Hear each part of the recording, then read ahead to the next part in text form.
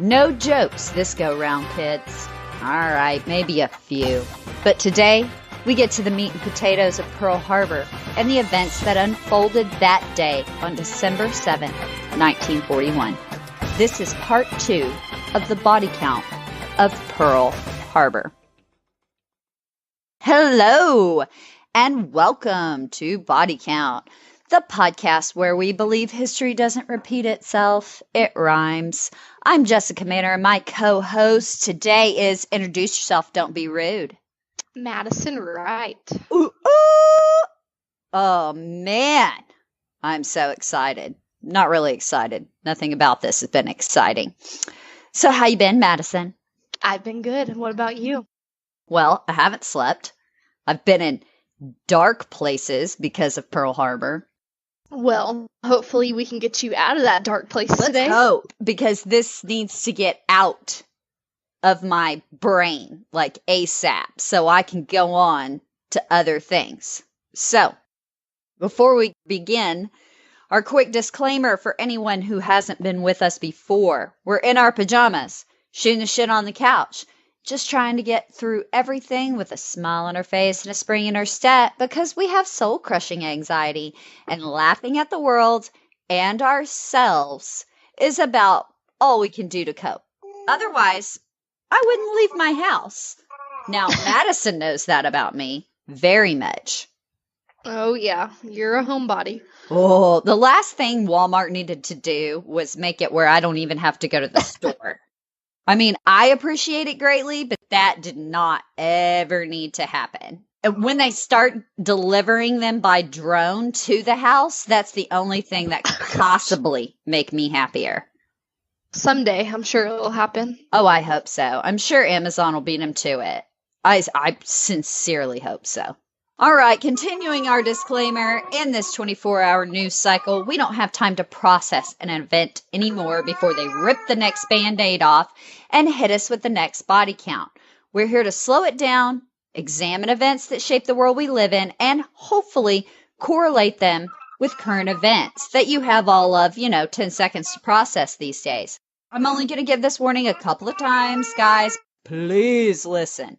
We plan to do all of this while making jokes and not taking ourselves too seriously. If you are looking for a Hoover-esque Just the Facts Ma'am history, and on occasion true crime podcast, glad you stopped by, but we are not going to be for you. Let us part ways now as friends. So don't email me. I promise I can be more hateful than you. Which leads me to one other quick disclaimer, because I feel like some smartass somewhere is going to tell me that I do not give Mark Twain credit for history doesn't repeat itself, it rhymes, or try to correct the quote in general. Really quickly, Mark Twain did say history never repeats itself, but not the second portion of the adage. It's in The Gilded Age, A Tale of Today. The colloquialism appears in similar form beginning in the mid-1800s, but it was not until the 60s or 70s, I believe, that the quotation was falsely attributed to Mark Twain. Quote of the day is no more a source than Wikipedia is. Now, I have been down a dark, depressing, awful rabbit hole of Pearl Harbor proper this week, so I am dead inside, just dead inside. I'm exhausted. I am so ready to talk about something next week that isn't as serious as I believe Pearl Harbor to be. Therefore, if I see one person try to correct me, so help me God, I will come at you with everything I got. And then, worst of all, I will send you every source of that saying in print in the Turabian style. If you don't know what that means, use that as the qualifying bar for not correcting me. Madison, did I just piss everyone off? I hope not. Well, That's I hope not, but, it is Nah. what it is. Well, if I didn't piss you off right at the top, and you like what you hear, please, please, please subscribe, rate, review, guys. Helps us so much on the business end of things. I just spent a week in the USS Arizona. And I could use a kind word, but I promise it's not to stroke our ego at all. It's part of the algorithm that will help us move up the chart. What we would love to see is suggestions for body counts you guys want to hear in those review boxes. This is for you. So we desperately want to hear from you. So again, subscribe, rate, review. Thanks so much, guys. Now, second part, because I love in the second episode when I have to correct my own self. In the first episode, I started the body count of Pearl Harbor according to our Congress, or stated that according to our Congress, it was 3,435. That is, in fact, a casualties count. So it includes wounded and only military personnel. In my mind, civilians count too. Not that the wounded matter any less, but this is body count. So let's get the correct direct fatalities number exact. The body count of Pearl Harbor, military and civilian, is 2,403 fatalities. That's my story. I'm sticking to it. We did a ton of sources last week. This week, we're going mostly from my memory and just Pearl Harbor, Final Judgment. That's going to make a little more sense at the end when we, make the final judgment. Okay. Here we go. You ready to get into it? Let's do this. All right. Have you ever heard, Madison, of the USS Arizona's Black Tears? I don't believe I have. Okay. Now, when I read this, and I didn't know this absolutely blew my mind. Just below the surface of Pearl Harbor, the USS Arizona sits on the seafloor and is still bleeding oil. It comes up in little beads, roughly every 20 seconds, one drop at a time, spilling some 9 quarts of oil from the sunken ship each day. So it still causes a sheen on the water near the ship. Is that not insane? Geez, that's crazy. So that's the Black Tears, is the oil coming up. Mm-hmm. Wow. What is that? I mean, Pearl Harbor was, 77 years ago? I could do the math. I'm not going to. Definitely not in my head. Like, I am not a mathematician. That is not my hat trick. But that really and truly, it stuck with me. That's absolutely crazy. Okay, so I know last time we went through a lot of our timelines leading up to Pearl Harbor, but we did jump around a lot in part 1 to kind of create the context of how everyone was feeling leading into 1941. But today, we're doing it to it. So we're going to go chronologically up to the day. Now, Japan was a strictly isolationist country until 1853 when Commodore Perry and the American fleet sailed up Japan's ass to force Japan out of their state of isolationism. Nations of the world, please just be nice to one another. I know how naive that sounds, but dear God, what we couldn't save in resources and caskets. The U.S. forces the Japanese to begin trade with America through firm adherence to imperialistic principles by waving all of our big guns around in their faces like Yosemite Sam. So basically, all of America back then used to be like the state of Texas today. We just get angry, wave our guns around, yell a lot. So, Japanese viewed their foreign invaders as simplistic, uncultured barbarians, which, to be fair, sometimes we can be. So as early as 1902, when Franklin Roosevelt was at Harvard, a Japanese classmate told FDR of the Japanese government's 100-year plan, which, what planners? I can't think a day ahead. 100 years? Dear God. Anyway, it mirrored those of Western powers to assume complete control of Asia and the Pacific, which you would have thought he would have been more on his toes later on, or on his wheels, whatever. I'm not trying to be insensitive. In 1905, the Japanese annihilated the Russian fleet in the Russo-Japanese War, making the first time an Asian power defeated a European one, which, fun to poke fun at the Russians, after the Romanovs had kind of lost their edge. Hadn't been as much fun since, though. Like, you don't want to poke Vladimir Putin with a stick. Japan became a world superpower, establishing they were as mechanized as Western powers, especially in matters of war. Ugh, world superpower. I mean, like, I swear, did they used to hand out belts in the early, 20th century, heavyweight boxing titles that were just world superpower printed on? I don't understand that. Whatever, though. I guess you win the title by subjugating another country. I don't know.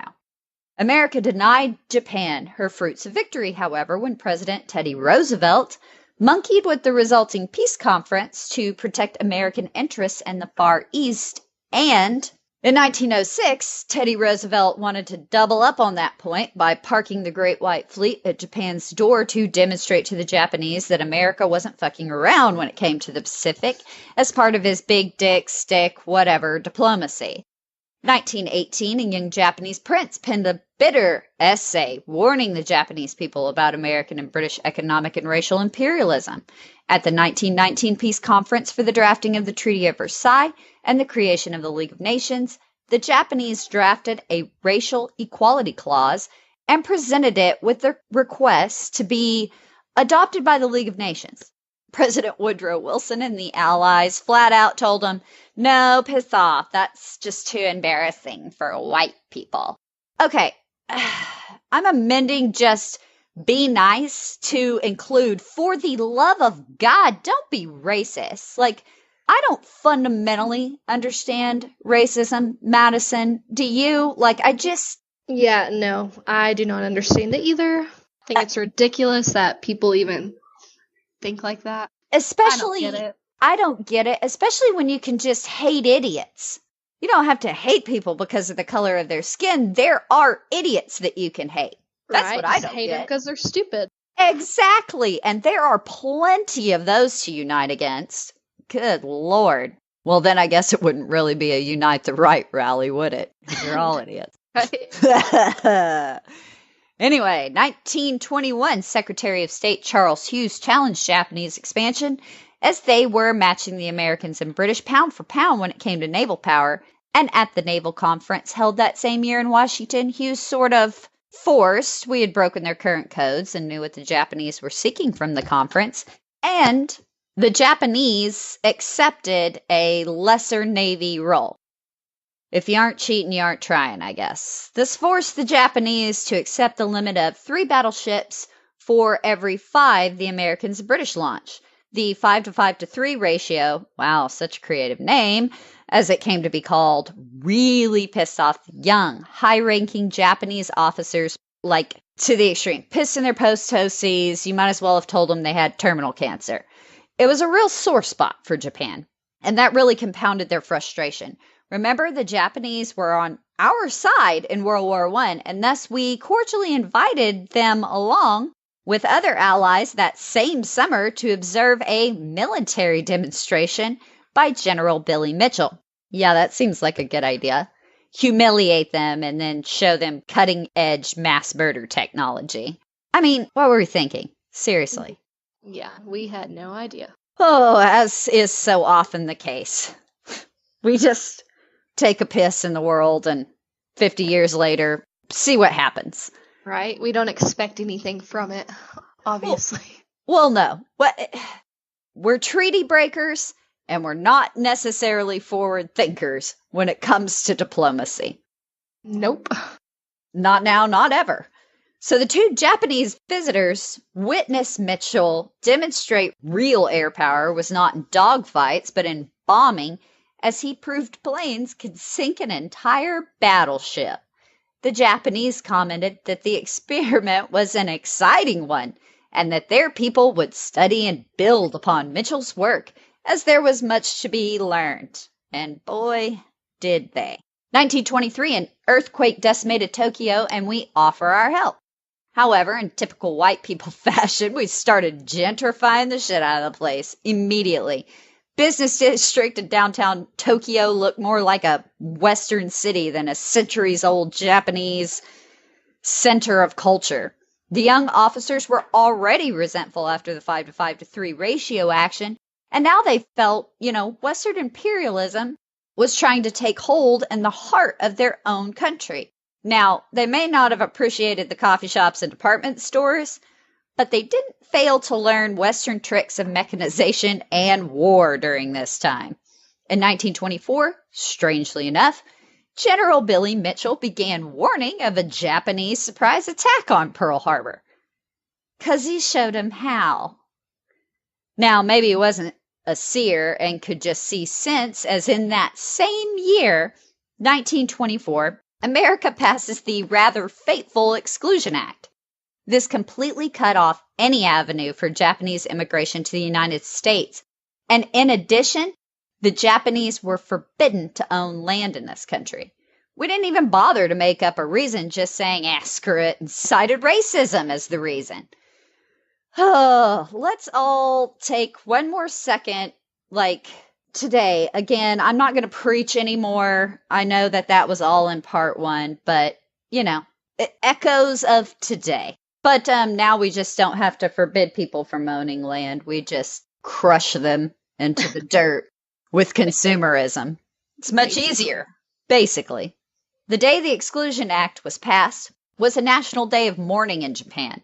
The Japanese attempted to open diplomatic relations concerning this decision, but America said, no thanks, but we're good with it. And that was the end of all good relations with the West. Japan took this as a national insult, and those young bucks that have been growing angrier and angrier in the background as the old guard continued to kowtow to the West finally had their chance. They called for a return to traditional Japanese culture, and Japanese traditionalism and imperialism begins and ends in glorifying samurai culture, i.e. a very militaristic culture. And the rebirth of Japanese imperialism and traditionalism meant the death of civilian and parliamentary control. The Japanese government was placed firmly in the hands of the Emperor Hirohito and his advisors, all of whom were military men. Foreign policy, moreover, was dominated completely by the Japanese military. What's the West's worst nightmare in the Pacific? How about a Japan that is completely versed in Western war technology, traditionalist, which means first and foremost hating and resisting Western imperialism, and all control of said country being placed in the hands of a very angry Japanese military? You reap what you sow. Ironically, in 1932 and 33, the United States held its war games off of Hawaii to defend Pearl Harbor against a theoretical surprise attack. 2 aircraft carriers carrying 40 planes launched their, quote, attack at dawn, bombed the air bases in Pearl Harbor Naval Base. The, quote, enemy also launched an amphibious assault in which they captured all of Oahu and Pearl Harbor. Granted, these were just war games, but our own military proved that a surprise air attack on Pearl Harbor was as doable as Natalie Dormer. 1932, 1933, Manchuria is now in the hands of the Japanese. Japan withdraws from the League of Nations, and now China was free to be ransacked by the Japanese, as they no longer have to pretend to even give a shit about being decent. We have the rape of Nanking, which, real quick, historians, please stop naming things the rape of, and then name a place in World War II. Can we not be more creative than that? Ugh. Japanese atrocities spread through the Pacific faster than a BP oil spill. Takes us to 1938. Japan declares their new Asian order, which is short for we intend to subjugate the Pacific and all of Asia. September 1940.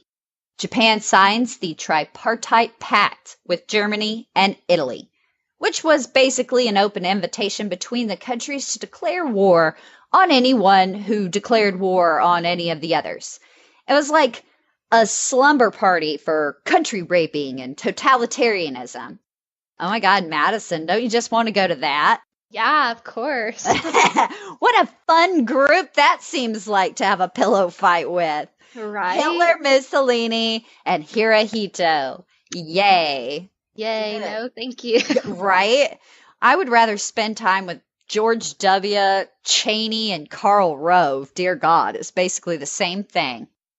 I would contend that this tripartite pact was essentially aimed at the United States, as those in the know were aware isolationism wasn't going to work anymore.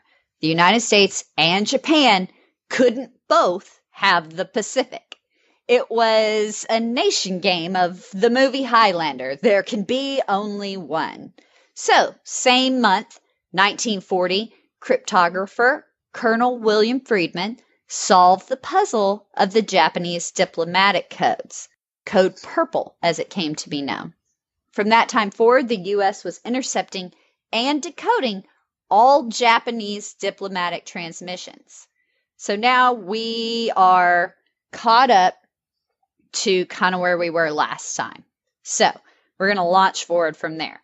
As early as January 1941, Ambassador Joseph Gruel heard it through the grapevine, aka the Peruvian embassy, that the Japanese were hatching plans to attack Pearl Harbor.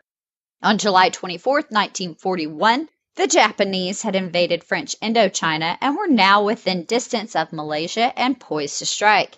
In Malaysia, the Japanese could find rubber, and in the Dutch East Indies, they could find some much-needed oil, which was necessary to fulfill Japan's new Asian order, thus giving them the self-sufficiency from Western nations that they'd been seeking. It's sad.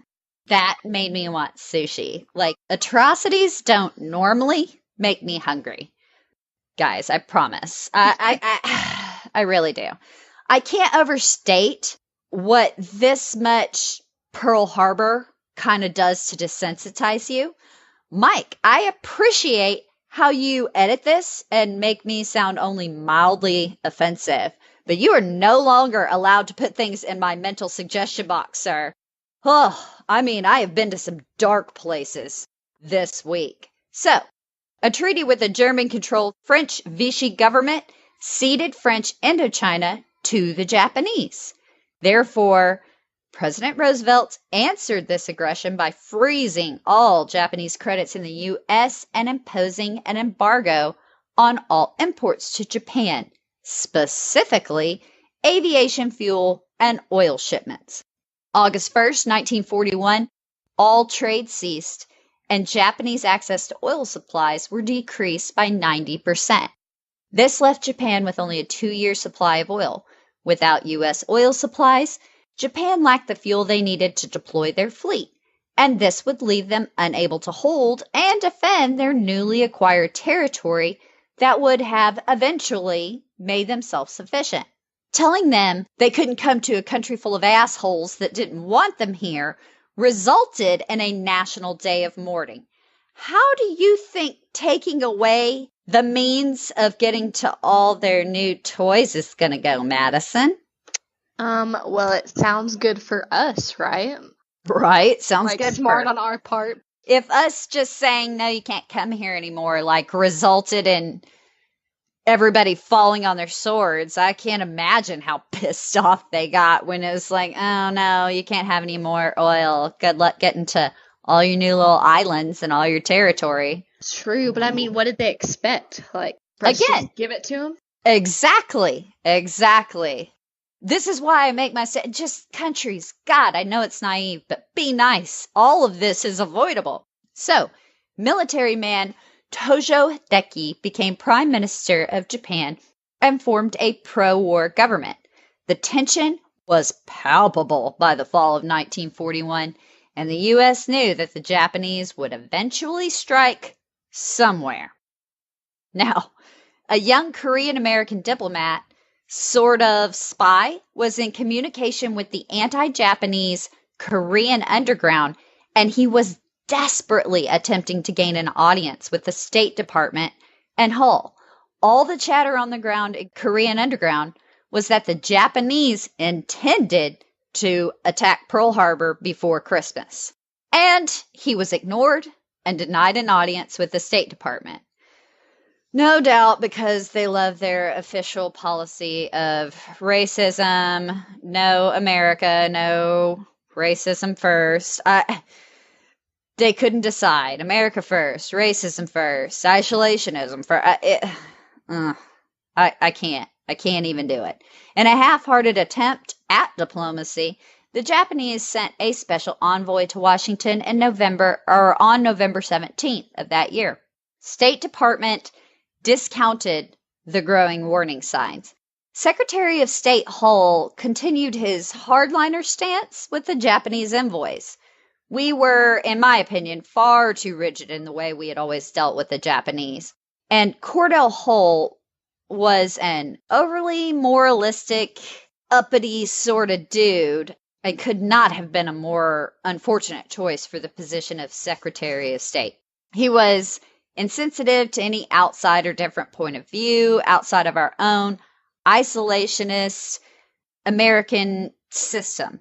Hull was overly rigid in his conceptualization of law, particularly international law. The Japanese had very different views and concepts of international law, and Hull was entirely unwilling to discuss even the most basic problems. He made no attempt to meet in the middle and was entirely unsympathetic to the Japanese point of view. Cordell Hull was basically just a naive fool when it came to international affairs. He was zero qualified to oversee anything to do with international affairs. He knew less than nothing about the outside world, and he lacked, in my opinion, the capacity to do so, even if he had wanted to. I'm not saying Hull was a bad man. He was just not capable of understanding the nuance of international politics. Change a couple of those words, and that is like all but a few people I've ever worked for. So, riddle me this, Batman. To get to those positions, do you have to become an asshole? Or are you always an asshole and people just promote you to get you the hell away from them? What do you think, Madison? I'm going to go with maybe always been an asshole. I think he's probably always been an asshole. I'm going to agree with that one. I'm just like, God, how do I get in on this? I'm an asshole. I could be an asshole with the best of them. Right? Oh, okay. So, we're going to get into a little bit of maybe kind of the nuance that's going on in the fall right before we start getting to Pearl Harbor. Japanese military, having seized control of Japanese foreign policy, staked its entire reputation upon their seizure of foreign policy and pushed expansionism. Not only could the new trade embargo result in the loss of Japanese military's new territorial gains, but if they lost these territories, it meant they lost face at home. This meant control of the Japanese government would undoubtedly shift back to civilian parliamentary control and loss of power by those currently in control. Yeah, that would have been terrible. Oh no. The U.S. government didn't give the military-controlled Japanese government any middle ground in which to choose. We were completely rigid in our Pacific foreign policy at this point. That same day, however, the Japanese envoys were also aware that the Pearl Harbor strike force had begun to rally and rendezvous in the Pacific. What America did not know was that the Japanese had sent the envoy with a deadline for reaching a diplomatic settlement on or before November 29th. If no settlement was reached, then it was to be war with the United States. But Hull did know, essentially, that these meetings were useless and that war was inevitable. He didn't know that the Japanese fleet was already underway, however, and about to execute the bold attack plan on Pearl Harbor hatched by Japanese Admiral Yamamoto, nor did he acknowledge some less than subtle warnings that it was coming. Hull was stern and unmoving in its approach, maintaining Japan was an aggressor, which they were, I mean, that's fair, and compromise would be akin to sanctioning that aggression. This was merely a continuation of America's long-term position of loftiness toward the Japanese. I mean, don't get it twisted though. Both sides were guilty of making assumptions based pretty heavily on racism. I mean, will we never learn? Not ever, not now, not ever. Who am I kidding? We're humans. The Japanese knew they were taking a pretty desperate gamble going to war with the United States. The Japanese essentially viewed Americans as their racial inferiors as well, especially in terms of being culturally inferior. The Japanese never thought they could defeat the United States in the sense that they could dictate or force terms of peace. They understood the inherent danger of adopting such a policy. The Japanese did believe, however, that if they could land a major blow to our naval power in the Pacific quickly, it would perhaps give them the chance and the time to seize the whole of the Western Pacific and East Asia while we rallied. The idea was to make it so difficult for us to come such a huge distance against their already prepared positions that we'd just give up. They believed us to be weak, having succumbed to our affluent, soft lives. Essentially, the Japanese viewed us as a bunch of flabby assholes that lacked the attention span or the guts to go after them. Which, world, can I go ahead and announce something to you? If everybody just left us alone, we would just eventually eat ourselves. That's probably not a wrong assessment. America, however, just doesn't like other people to try and take fries off our plate. You know, we get a little crazy. So our relations with the Japanese were always based on race as well. We never thought that these, quote, brown people would have the sack to dare to take on the United States of America. In American minds, it was one thing for the Japanese to push around, say, the Chinese or Koreans, who both the Americans and the Japanese viewed as, quote, lesser. It was a different thing to the American mind for the Japanese to come up against us. And they should, again, quote, know this to be inherently true. We never dreamed they would dare attack us or take us on. Oh, we're getting closer, Madison. So at 6 a.m. on November 25th, the Japanese strike force left for its destination at Pearl Harbor. Once in the North Central Pacific, Japanese pilots were finally briefed on their mission. They were given the mission to destroy the naval power of the United States, whom they were told were keeping Japan from her rightful place in the hierarchy of world power. So, we go to November 26, 1941. Japanese diplomats request an emergency meeting with Roosevelt, who was perfectly aware by this point, due to those intercepted transmissions of Purple Code, that time was running out. So now both he and Secretary of State Hull knew the Japanese diplomats had been given orders to basically keep talking, but that after November 29th, things were going to, quote, automatically start to happen. But on top of that, we had many signs that something was going to, go off. Those in the know were aware the Japanese had something drastic planned, but we didn't know exactly what or when it was going to happen, if that makes sense. The information was sensitive, compartmented, and all the politics of the time, and really ambiguous. There was a lot of noise intertwined with real facts. It was difficult for intelligence analysts to sort out and properly analyze the flood of information that was coming in. The information was never put all together analytically, and we never had that exact phrase that said, hey, Japan here, and we'll be coming to attack Pearl Harbor on December 7th, 1941. Madison, can I tell you one quick, absolutely Pearl Harbor related side story though? Can I climb up on my weird soapbox for just a second? Do it. I love your weird soapboxes. Yes. Okay, because I found this fascinating. Okay, so here we go. The weird side story of this episode. And guys, there's just something about Madison that makes me want to tell her weird stories. I don't know what that is, Madison, but I always do it to you. So I'm going to tell you, audience, really quickly what my theory is on that. Madison's just too nice to ignore me and tell me to shut up. Okay, so there was one odd clue related to December 7th.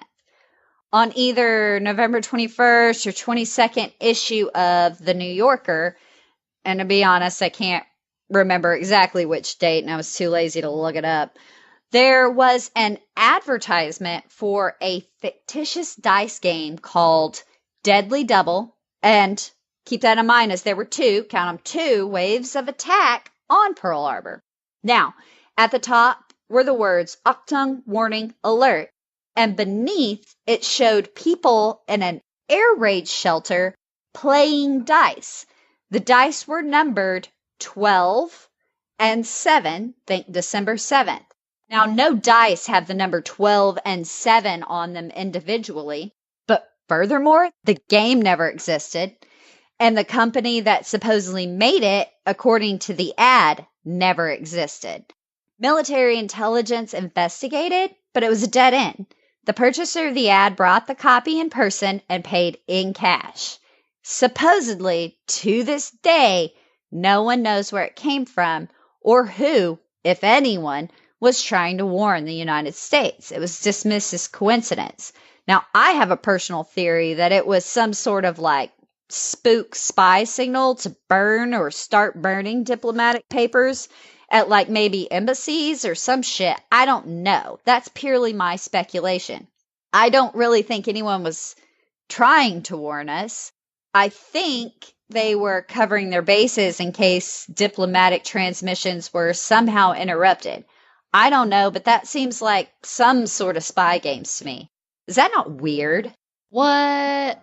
That's so creepy, though. I know, because if that's a coincidence, that is the biggest coincidence in the world. Yeah, I don't think it is. I don't know, they're being sneaky and they're like, we're just going to tell these stupid people what we're going to do, but no one's going to figure us out. I think so, too. Like, it could have been a coincidence to me if the game or if the company had been real, but they weren't. Yeah, ooh.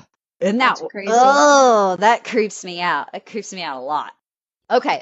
Back to the central story. I just had to share that. I was like, it's just cool. It's a cool little tidbit. Yeah.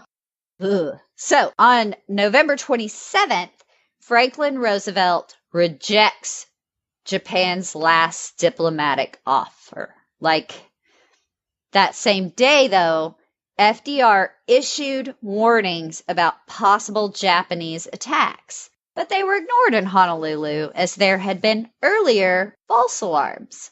Most believe that if the Japanese were to attack, the attack would come in Singapore, Dutch East Indies, perhaps the Philippines, but not Pearl Harbor. That takes us to December 1st. The official order was issued to attack Pearl Harbor. 1941, Hawaii was the center of peacetime operations and considered by most as the best post one could have. And most thought Pearl Harbor was impregnable, which to me that was ridiculous because our own war game showed that it wasn't. There were so many chances. Oahu had been home to the U.S. Pacific Fleet for a year and a half now. Back in April 1940, the fleet had departed San Diego for maneuvers, and while they were out, tensions in the Pacific had really ramped up. So the fleet was officially moved from San Diego and housed at Pearl Harbor. All right, trigger warning to everyone. It's about to start getting heavy. Whew. December 7th, 1941 certainly proved otherwise as to whether or not Pearl Harbor was impregnable. Coordination between the Army and Navy were woefully inadequate. As the Japanese had not declared war before their sneak attack on Pearl Harbor, This action was viewed as a stab in the back. In the words of Franklin Roosevelt, very famously, a day of infamy. For the Japanese, it was a desperate move from a nation that felt her back was against the wall. It was the end of isolationist policy in America, and we were finally forced to pull our head out of the sand and our asses in a big way. The idea that the Japanese would cover 4,000 miles in the Pacific in winter with high seas was considered unthinkable, and no one was prepared to receive an air attack even if they did. But that's exactly what they did. The attack was launched from a Japanese strike force of 31 ships and 6 aircraft carriers that had secretly crossed the Pacific, launching the air attack just 230 miles from Oahu. The initial wave of fighters, well, they only homed in on their target by following the signal transmitted from a friggin' Honolulu radio station playing music. A well-marked Japanese chart pinpointed where U.S. Pacific ships were supposed to be on the date of December 7th, which I don't know how they came by that. That's troubling. But there were a few differences, but it was close enough to be deadly successful. Battleships were the primary targets, and they were grouped super tightly together off of Ford Island. A prettier target you could not have had. Now, December 7th had begun much like any other day on Oahu. Before the sunup, though, the USS Condor was maneuvering outside the entrance to Pearl Harbor. At 3:42 a.m., the Condor spots a submarine periscope at the entrance buoys to Pearl Harbor. This was the moment of first contact that day. The Condor reports the sighting to the USS Ward. The Ward eventually engages and sinks the sub at 6:50 a.m. and sends a message to Pearl Harbor stating, "We have attacked, fired upon, and dropped depth charges upon a submarine operating in the defensive sea area." The report came too late as it was slow in moving up the chain of command. Whew! So the Japanese aerial assaults began at 7:48 a.m. That's what I've heard survivors say. Now, Pearl Harbor final judgment states the time is 7:55 a.m. In total, some 350 Japanese planes attacked in God, that is a lot of planes. Attacked in 2 separate waves on December 7th, 1941. The entire attack, lasted less than 2 hours. 30 miles on the northern side of Oahu, minutes before the main assaults on Pearl Harbor began, Kaneohe Naval Air Station was destroyed by Japanese planes. Adjacent to Pearl Harbor was Hickman Army Airfield, which was also attacked by dive bombers and fighter planes. Wheeler Airfield, north of Pearl Harbor, also suffered the same treatment. The Japanese took out all U.S. fighter planes and bombers first, all of which were out in the open and exposed, wingtip to wingtip, on the tarmac. More than 300 aircraft were destroyed. 21 ships in and around Ford Island and Pearl Harbor were sunken or damaged. The Japanese didn't just hit Pearl Harbor, they also launched attacks against Wake Island, Indonesia, Hong Kong, Malaysia, and the Philippines.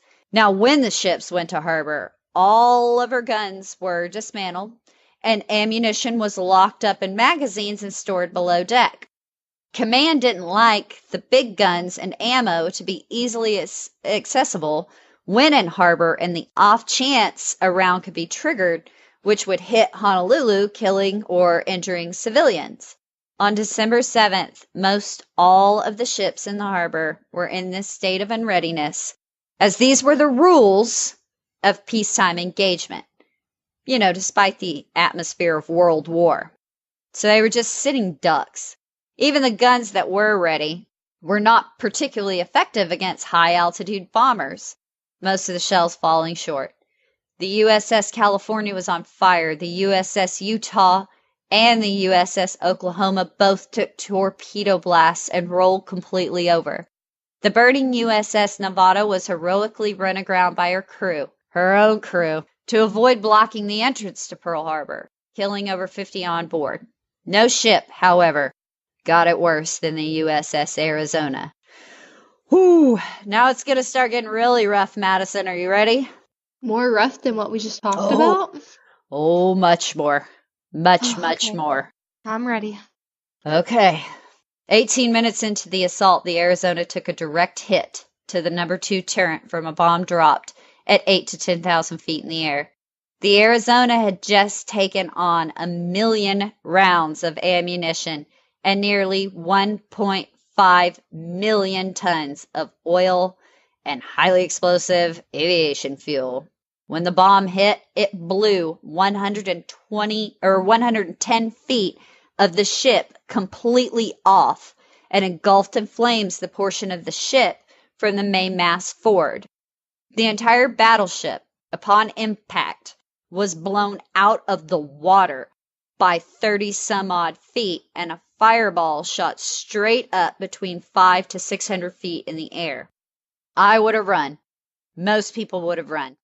The men on the ship were young, as the low-ranking officers were the only ones actually on the ships. Higher-level leadership tend to stay on shore. Despite their fear and gaps in immediate command, all these young soldiers responded just as they were supposed to respond.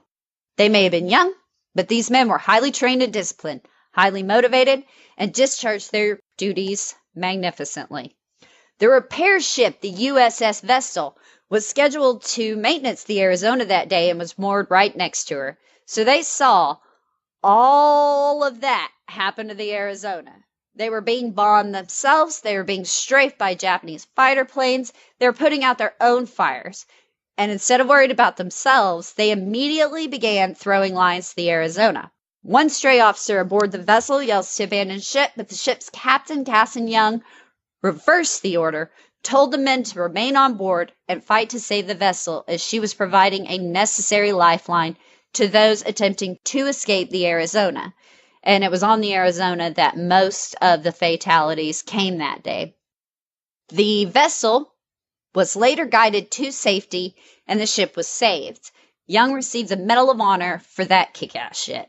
As Francis Riley, who was aboard the vessel that day, put it, "Nobody got scared or ran. We ran right there and did what needed doing." Woo! I wish it was going to get easier, Madison, but it doesn't get better from here. Ooh. Right? Also moored near the Arizona was the USS West Virginia, and one half of her deck caught fire. James Downing was a crewman and postmaster on the West Virginia. He was not on board the West Virginia that morning, as he was entertaining personnel. 20 minutes from Pearl Harbor, the group suddenly saw the explosions and smoke coming from the harbor. They didn't wait or hesitate. Common theme among all the men on duty that day. They wasted no time piling in cars and hauling ass toward Pearl Harbor, all while being strafed by Japanese fighters. Downing arrived at Pearl Harbor at the exact moment the Japanese began the second assault. The West Virginia was out of action in 10 to 15 minutes. Downing made his way from the adjacent USS Tennessee back on to the burning West Virginia to see what he could do. He grabbed a hose and began fighting the fires. And we will continue this story in his own words, which, Madison, I'm going to have you read because, I literally can't get through it again without tearing up. So, if you will read starting with the quotations and ending with the quotations. Okay, quotation. So, I had a fire hose in one hand trying to put the fire out. With my other arm, I was checking the name tags of the people I saw laying around to see whether they were dead or alive, because we had fireproof name tags so we could identify each one of them. My thought was that their parents won't ever know what happened to them. They'll just get a letter, missing in action. So I did that with a few, memorizing the names and then writing the parent of the ones that were killed. Once the fires were out and the wounded were dead and taken care of, I thought I should do the same with the other wounded out in the hospital. So I went over to the hospital. There were so many casualties and a lot of burned people. I would go down and ask them their name and address. I would dictate a small, short note and I'd send it to their parents. So I spent about 2.5 hours in the afternoons just taking letters to write to their parents. I knew probably more people than anybody else on board. I had contact with them almost daily. So yes, a lot of people I knew were ones that were shot that morning. Okay, so quotations. imagine that. I mean, this is 1941. There's no emails or no texts. So, oh my God. So everybody in this country hears about the attack within hours. But telegrams, letters, they don't get home until weeks after this happens. I cannot even imagine that if someone you loved was there, I mean, just having to sit and wait for either good news or bad news. For example, Quartermaster Third Class Lou Conters, who was aboard the USS Arizona, his family received a telegram 2 weeks after the attack stating he was MIA. This was followed up with another telegram stating Connor was alive and well, but it was not received until January 6th, 1942. Wow. And of course, others weren't so freaking lucky. I'm going to try to read the next one, but if I break up, you may have to finish the quote. Boatswain mate second class John Anderson escaped the Arizona and made it to Ford Island, where he promptly returned to the Arizona in a small boat with another sailor to try and rescue more men. They did rescue 3 men from the wreckage, but on their way back, something, shell maybe, hit the boat. John was the only survivor and found himself suddenly in the water, where he makes it once more back to Ford Island. So I'm going to continue in his words. I ran up to the beach, and there's a tree. And there one of them had a 1903 Springfield rifle and 2 bandoliers of ammunition hanging on a limb there. I said, my God, that's what's saving me. I've got myself a rifle and 2 bandoliers of ammunition, and that's about 215 rounds, and I'm going to be able to do some good. Oh, man. His twin brother Delbert was killed aboard the USS Arizona, where they were both serving that day. Woo! The Avengers can go fuck themselves, right? Captain America isn't fit to wipe these guys' asses. Whew. Those still living fought fires until Tuesday. This was how intensely hot these fires were burning. Survivors talk about hearing in the aftermath men tapping inside the ships that were trapped, tapping SOS. But they just couldn't get them out. Once the fires were out, the survivors began retrieving as many bodies as they could, working 15 to 16 hours a day, doing some really labor-intensive shit. Let's go back to Lou Contreras for his thoughts on the matter. It was the best thing for you. You didn't get a chance to think too much about yourself or what happened. You were taking care of other people and helping. The ones we took to the hospital, a lot of us tried to get over and see them. Woo! So at this point, I'm just going to quote directly from the book Pearl Harbor, Final Judgment now, as I don't feel that I can put into accurate words the disaster that occurred that day. I'm just not eloquent enough to do it justice. 3 of the largest, most powerful battleships in our fleet sank on the bottom. A 4th capsized. 4 more battleships were so badly damaged they were out of action for months. 2 of them had to be returned to the mainland for repairs. The target battleship Utah, which had been used to train our own dive bombers, also sank. Also damaged beyond repair were 3 light cruisers, 3 destroyers, and 4 auxiliary vessels. At the time when our Navy was frantically preparing to fight a 2-ocean war, it lost 18 of its most important and combat-ready ships, not including the Utah. The Navy and Marines endured 2,086 fatalities to their officers and men. The Army lost 194. The Navy and Marines suffered 749 wounded, the Army 360. In summarizing the disaster, our Congress concluded that America had suffered 3,435 casualties, the Japanese less than 100. We lost outright 188 fighter planes, bombers, and patrol aircraft, out of a total of 402 Army and Navy aircraft. The Japanese brought to bear 360 planes during the attack and lost only 29. Most of our planes were lined up in the ground, parked wingtip to wingtip, nose to tail. We lost 18 fighting ships. Japan lost 5 midget submarines. It was, said Congress, the greatest military and naval disaster in our nation's history. And Madison, that's just a couple of the stories. Do you see what I mean by my brain is destroyed? forever. Yeah. Like, imagine reading a bunch of those. I didn't think I could cry anymore, but when I looked at the outline, I just started like all over Aw. again. Right?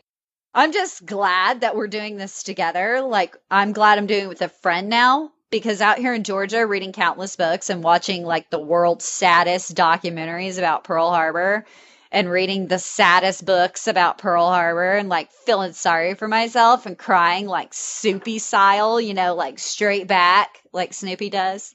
Because I'm not kidding. That's where I was at the beginning of this week. And going like, oh, I used to have friends. Like, it just sent me into a weird, bad spiral. But I cannot physically stand to be sad anymore. So what do you say, Madison? We get mad. I mean, this is America, and even in the 1940s, we shouldn't have been caught with our pants down around our ankles. Yeah, definitely not. Or not like that. So how in the hell did this all happen? Well, that is why I chose to focus on a single source today. Clausen's book tells us exactly why. But first, let's address the Alex Jones of it all, if you will. The conspiracy theories. These include that President Franklin D. Roosevelt knew that Pearl Harbor was coming and intentionally did not warn Hawaii, that British Prime Minister Winston Churchill did not warn America and Roosevelt of the coming attack because he needed America to join the war, and even that the Soviets knew the Japanese were on their way and said nada because they wanted America in the war as well. So much mystery and so many inconsistencies surround the Pearl Harbor findings for so long. And, small wonder until fairly recently, the whole of the information remained classified. And even then, the information wasn't analyzed by anyone qualified to make the assessment. But, Clausen, the guy that wrote this book, he was a lawyer and a civilian and was tasked with going through and actually finding the truth, making sure that everybody had or had not lied under oath. So, I really encourage everybody, please go out, buy, read Pearl Harbor, The Final Judgment. God bless historians, and I shouldn't be talking, but sometimes it does take a village. Just because conspiracy theories can be fun, and granted, they sell a lot more books, I feel like we have to take an honest look at what actually happened. Otherwise, we can't legit learn from our mistakes. So, let's think this through.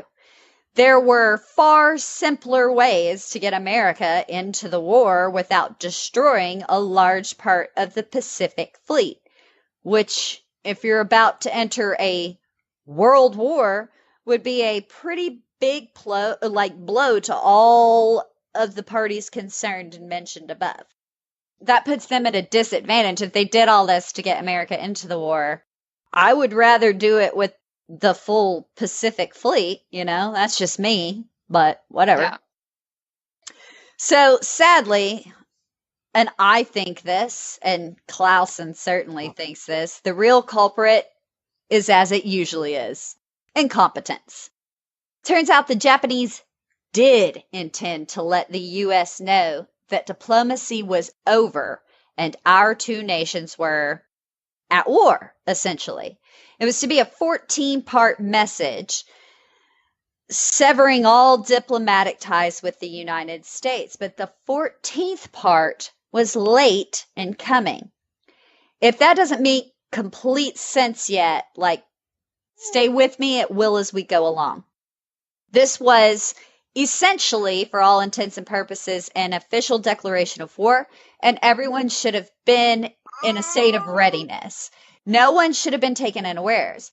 Everyone was or should have been aware that the Japanese were coming for us.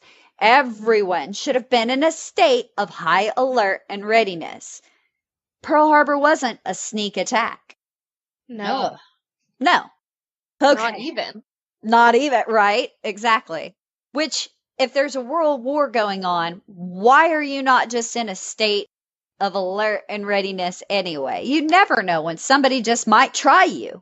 I mean, we knew at this time Hitler, at very least, wasn't a sane man. Like, the Japanese are a pretty intense group of people at this time. I would have never let my guard down. But, No. exactly. Let's get to blaming some people, because that's going to make me feel better. Let's start with Lieutenant General Walter C. Short. Short's job was to defend the fleet and Hawaii from attack. So, it's not already not looking good for Short. Personally, I don't think he wanted the job to begin with and didn't study what the job actually required before accepting a command he didn't want. Short never readied the forces for attack, and I would argue he wouldn't know how to, even if he believed the Japanese had the nutsack to do it. Washington, since the 27th of November, you will remember, had a standing order that he was to be performing reconnaissance like a mother at Pearl Harbor, and that a surprise attack was imminent at any moment, which, with the level of tension in the world, I would have assumed anyone would have had enough sense to do. If you cared at all about the men serving under you, you would never want to take that chance. He never checked in with his bra Kimmel, and we're going to get to him in a second, to make sure the Navy had their shit together. If Short's planes and guns had been in a position to come at the first Japanese fighter they saw, or even like the 10th, it would have been a hell of a fight versus an all-out massacre. His planes were grounded, and all the anti-aircraft guns were locked up. It took him 4 hours to even prep to fight. How do you feel about that, Madison? I feel like he was not doing his job. I feel like that son of a bitch needs to be hauled up and drawn and quartered. Now, we're not going to get into what all happened and all of that. It's just going to be too long. We're just going to blame people, and you can go do your own research, or better yet, go read Pearl Harbor Final Judgment. Now, Admiral Husband E. Kimmel was the commander-in-chief of the Pacific Fleet. He wasn't in a state of readiness either. Instead, the uppity little bitch withheld intelligence information from Short and his own men. On December 3rd, Kimmel had information the Japanese were trashing their codes and their machines, and he didn't let Short know. Furthermore, he didn't ask Washington what that meant or what advice, if any, they had for him. He was just kicking it by himself, messing around, and assuming he knew what he needed to know, or that if he needed the intel, it would be given him. And he was the kind of pompous ass that assumed he knew everything and was always correct. I'm sure for most of you, you're picturing like the worst person you've ever worked for that couldn't find their ass with 2 hands and a flashlight, leaves early every day while you work your 8 for a fraction of his pay. That's Kimmel in a nutshell. He wouldn't coordinate with the Army about if they were rocking and ready to go. He was supposed to give Short the same intel that he got from naval intelligence. Not that Short would have probably done anything with it, but he was obligated to do so, as they were mutually dependent on each other for intel and protection of Hawaii. Let's say Kimmel had shared. Maybe it would have galvanized Short into actually doing something. That takes us to Colonel Carlisle Doonesbury, assistant in Far East Section of Intelligence, G2 in Washington, stated in an affidavit he had all 14 parts of the message at midnight on December 6th, and he had orders to deliver the message to General Marshall ASAP on his way home. He just didn't. If Marshall had the message that Washington and Tokyo were done, he would have made damn sure Hawaii had her ass in gear. It was 9 hours later that Marshall actually got his hands on the information. Wow. Like, so he just didn't. He knew it was coming, and he was like, I'm just not going to tell anyone. Or that it could wait. That a declaration of war essentially cannot wait. He went home and went to freaking bed. Ugh. Okay, it doesn't get better. Lieutenant Colonel Kendall Fielder, Intelligence Hawaiian Department, was a NAS clown who had no intelligence training or even top secret clearance. Instead of making up for his deficiencies in learning, he shoved all the work off onto his subordinates. Lieutenant Colonel George Bricknell, Assistant Intelligence Hawaii Department, is next. Now, Short put Fielder, who was his golf buddy, over and in charge of Bicknell, who was the actual true intelligence officer. Nepotism strikes again. Now, that also meant that Bicknell was no longer cleared for top secret, which is not his fault. What Bicknell did know was that the Japanese were trashing their code machines, but he came by this information by doing a little spying. And any intelligence officer worth their salt, and Bicknell knew trashing code machines meant war. How he came by the information, which was basically nipping top secret info from somebody who did have the clearance, would have landed him in some serious hot water. But instead of biting the bullet, getting in trouble, no doubt, and also he had the opportunity to say, fine, I'm going to get in trouble, but he could have gotten Short's mind right if he would have let go of the idea that he didn't want to be in trouble. Right. But either way, whoever he got that information from, they knew about it. Yeah. Because top secret. Uh-huh. Exactly. Captain Edward T. Layton, Fleet Intelligence Officer, Pacific Fleet, was just being a bitch. The Navy didn't like sharing all its little secrets with the Army. Layton didn't follow Kimmel's direct order to personally deliver the war warning of November 27th directly to Short. He claimed that he passed the info to Fielder, but he didn't. Layton didn't feel he should, as Fielder, the Army's intelligence chief, didn't have what he deemed to be proper clearance. And instead of asking Washington what to do, he made the call himself. Which is funny, as Layton didn't even know what purple was, like the codes, the machines. He had to ask, and then once he knew what it was, and that they were destroying it, didn't impress on Kimmel what it meant if the enemy trashed their bestest codes. Really, Layton was caught up in a pissing contest between Army and Navy intelligence in the end.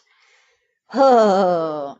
On to Rear Admiral Richmond Turner, head of the Navy's War Plans Division in Washington, which is considered the most senior division in the Navy, head honcho chart. Turner thought he should be the only one interpreting Navy intelligence, as he sent out the orders. But that was the job of Rear Admiral Theodore S. Wilkinson and the Intelligence Division. Basically, he just threw a wrench in all intelligence operation. He never asked a question because he assumed that his penis was just too large for questions. Turner assumed Kimmel had a purple intelligence and a code machine when he didn't have a machine. And even if Kimmel did, he wouldn't have known what it was even for. If he had just asked, Turner could have gotten a purple machine to Kimmel and made sure that the correct intelligence officers were even in place. Dang. Yeah. Now, on to Captain L.F. Safford, who's head of Security Intelligence Section of the Navy Department Communication Division and in charge of the Navy's hyperactive code breaking. He testified that he was certain something was going to go down that fateful weekend, but he went home early on Saturday afternoon. Said he was just tired. If he had remained on duty, he could have kept everyone from royally fucking all this up. Captain Irving H. Mayfield, intelligence officer, 14th Naval District, Hawaii, was illegally tapping the phones of the Japanese consulate in Hawaii. Instead of biting the bullet and owning up to it, kind of like earlier, he just gave up the tap and missed the crucial information. When you're already in trouble, who cares at that point? Because if you stop Pearl Harbor being a surprise, I imagine they're just going to let the two wash, you know? God. Colonel Rufus Bratton, chief of the Far Eastern Section of Intelligence in Washington, also failed to get General Marshall the 14-part message saying the Japanese meant war. He rushed him the 13 parts, but instead of waiting for the crucial 14th part that let Marshall know, that shit's about to get real, he just went home to bed as well. So that's fun. Jeez. Like, God, are they just all day drinking that they need to go pass out? I don't know. Apparently. Commander Joseph Rackford, chief of the Communications Security Intelligence Unit, 14th Naval District, Hawaii, knew the Japanese were destroying their codes except for one. And it never occurred to him that everything they needed to know would now go through this one line, which meant that they could only communicate with Tokyo over that single comm cable, which he was capable of cracking. He didn't let Layton know, and he didn't even try to crack it. He would have known the attack was aimed at Pearl Harbor if he had done so. Brigadier General Leonard Juro, I'm butchering these names, I'm sure, was head of the Army's War Plans Division and allowed Short to continue to prance around the island, not giving a shit, playing golf, and being whipped by his needy wife, who was apparently a huge distraction with her phone calls and crying to Short. And that's not a joke. That's like a thing. It was a large part of his unfocused attitude. Lieutenant Commander Alwyn Kramer, with the translation section of the Navy's Communications Division in Washington, was Under Safford and was like the Navy's version of Doonesbury and Bratton. But as you can see, there was only one of him, which meant that things were going to go tits up if he couldn't deliver crucial information to Admiral Stark or President Roosevelt. FDR had designated the Navy to bring him decrypts because FDR was an old Navy man. And they thought, who needs two people? Or even three? Or a couple? It's just vital intelligence information, Madison. No big deal. Yeah, no biggie. No biggie. So on December 6, 1941, Kramer did his little dance and claimed he delivered the first 13 parts of, the 14-part diplomatic message to the White House. He says he made his wife drive him around, made his rounds to the Navy's big dicks, and then checked back at the office, claiming there was nothing else new in the hopper. He said he left orders with the wash officer to holla if anything came in and went home to bed. Like, can I just say I haven't slept since we started this podcast, and it's a frickin' podcast, not vital intelligence information that is necessary to the protection of an entire country. What is with these people sleeping when the Japanese are like clearly out for blood? It blows my mind. So the Army handled decrypts on the even days, so like December 6th, and the Navy had the odd number days. I'm not even shitting you. Like kids, that pool their money and custody share a toy. What in the wild world of sports? I mean, what kind of dog and pony show were we running back then? Midnight, December 6th turns into an odd day, December 7th. Kramer said that if he had ever been called by the watch officer, he would have been right on it. The guy was either just like so worn out, maybe not. According to him, he was, who knows? Or maybe he just didn't want his wife, like, having to chauffeur him around again. Because, after all, it was 1941. Asking your wife to drive your car was insane. She's supposed to be, like, chained to a stove somewhere, isn't she? Oh. He had to confer with his superiors next morning, so maybe he just needed his beauty rest. Yada, yada. Just never went in to go check. We know the Army got the 14 part at midnight. They just cocked up what they did with it. No way the Navy didn't get it at the same time. Whew. All right. And that brings us, Madison, to the last huge mistake that led to Pearl Harbor and the subsequent disaster. Ugh, let's hear it. You ready? This is a big one. And last, but definitely not least, Franklin Delano Roosevelt. But not in the way people think. I'm going to quote from the book here. I didn't find any evidence that would have linked him to a conspiracy to force Japan to attack Pearl Harbor, nor can I accuse him of having more knowledge of what might happen at Pearl Harbor than other people possessed. After all, there were a number of others who read the first 13 parts of the 14-part diplomatic message around midnight on December 6, 1941.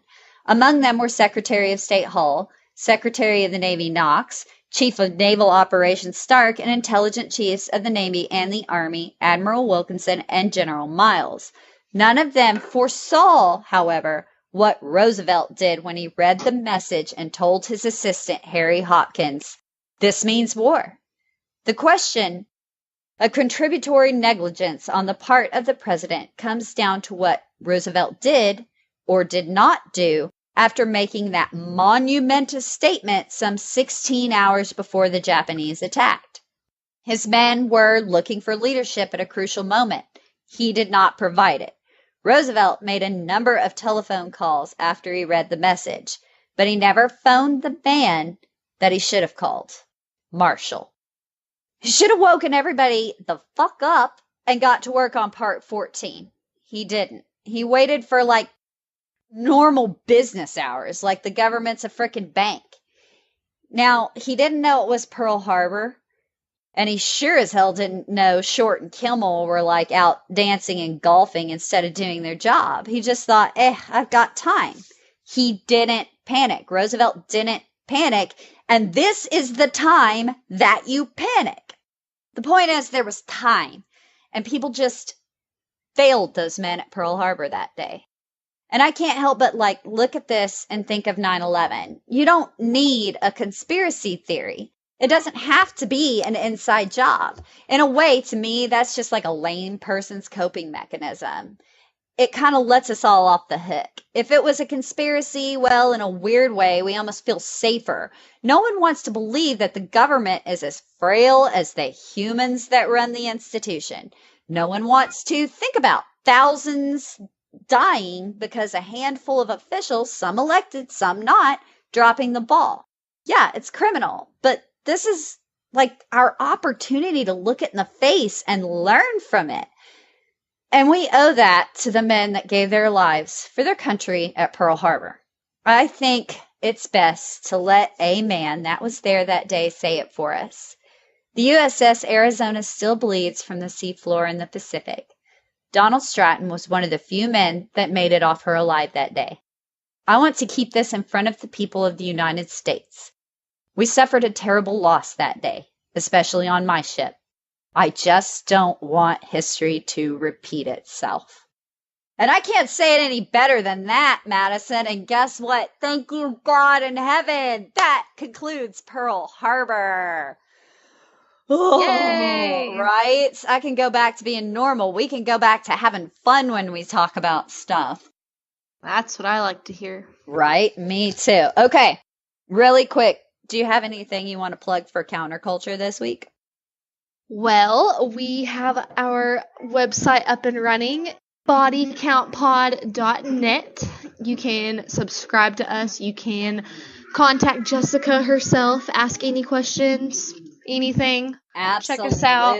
And it goes directly to my email, guys. But remember, if you're snarky, I'm going to be snarky.